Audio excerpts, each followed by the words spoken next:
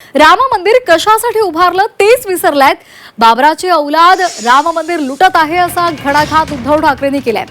राम मंदिर कशासाठी उभारलंय हे विसरलेलं आहात असं म्हणत त्यांनी जोरदार घणाघात केलेला आहे. कायद्याचं राज्य असेल तर गद्दार बाद व्हावेत असं सुद्धा त्यांनी म्हटलेलं आहे आणि त्याचबरोबर लोकसभा अध्यक्षांनी त्यांचं सदस्यत्व रद्द करावं अशी मागणी सुद्धा त्यांनी केली आहे. भाजप आणीबाणीनंतर जन्माला आलेला पक्ष आहे. हाताला काम, शेतमालाला दाम हेच आमचं हिंदुत्व असल्याचं सुद्धा त्यांनी म्हटलेलं आहे.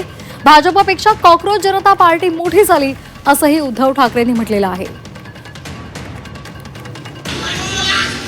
कशासाठी राम मंदिर उभारलं?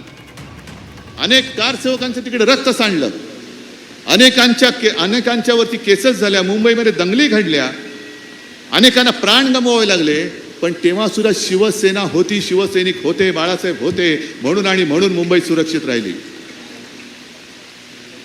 शिवसेना भवन उडवण्याचा प्रयत्न झाला, आमच्या भोवती कडेकोट बंदोबस्त लागला.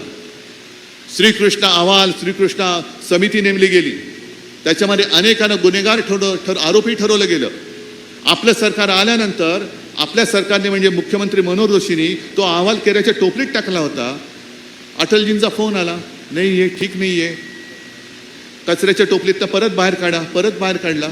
कारण त्यांना माहिती होतं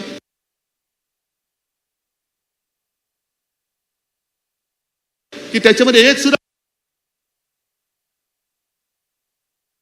भाजपचा कार्यकर्ता नव्हता. सगळे जे होते, ज्यांनी हिंदूंचं रक्षण केलं ते सगळे शिवसैनिक होते. सगळ्या केसेस होत्या ते शिवसैनिकांवरती होत्या. भाजपचा एक सुद्धा कार्यकर्ता त्याच्यात नव्हता.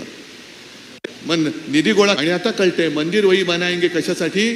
तुम्हाला मंदिर नव्हतं बांधायचं, तुम्हाला रामाच्या नावाने दुकान उघडायचं होतं, लुटालूट करण्याचं. की हिंदू हा बिचारा असाच भोळा आहे, त्याला जय श्रीराम म्हटलं की तो काय सगळं विसरून जातो. लुटा लुटा लुटा. ही गद्दारी फक्त आपल्याशी गद्दारी झालेली नाहीये, ही गद्दारी हिंदुत्वाशी झालेली आहे. देशातल्या नव्हे तर जगातल्या तमाम हिंदूंची केलेली गद्दारी आहे. राम जन्मभूमीवरचं जे मंदिर होतं ते बाबरांनी पाडलं होतं. आता आपण राम मंदिर उभारलं. आता ते राम मंदिर लुटणारी नवीन बीजेपी आले, बाबर जनता पार्टी. ही बाबरांची औलाद आहे.